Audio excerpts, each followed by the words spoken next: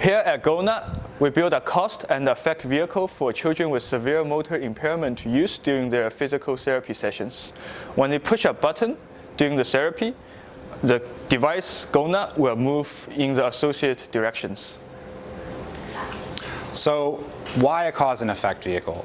Well, when a child is born with severe motor impairment, the way that they move through the world is almost entirely through other people. Their parents or caregivers move them from place to place, and they don't get to experience a lot of self-initiated movement.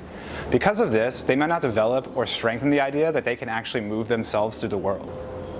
After meeting with Jane and observing her patients, we learned that every child has different capabilities. For example, some children may only be able to use their arms, while others may only be able to use their legs. For this reason, it's important for us to have flexible arms holding up the button panel that can be positioned in multiple locations around the vehicle, depending on any given child's needs.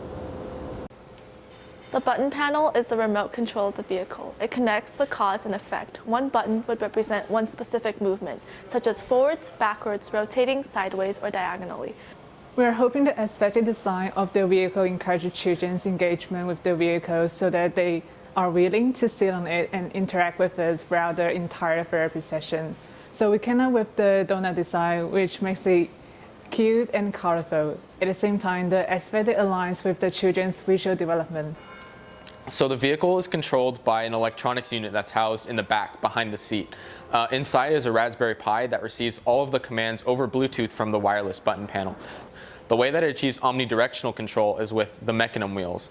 These mechanism wheels located on the drivetrain have rollers on them that are canted at 45-degree angles, and when you spin each mechanism wheel in its own direction, the overall sum of the motion of the vehicle will be in a different direction other than forward, backward.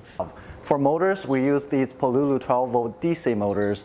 4 of them combined is capable to power up to 200 pounds. And for the battery, we chose a 15 amp hour battery, which is able to power the vehicle for more than an hour. In this direct drive, I use those 2 shaft collars to support the axial force, and those 2 mounting bearings are supporting the radial force, so this drivetrain is as rigid as it can be in all directions. We're primarily designing our device for Jane Hypster at California Child Services. She has 10 patients that she'd like to use the device in therapy sessions with right now. However, we're hoping that our device is so successful that children across clinics in the United States are able to use cause and effect vehicles in their therapy.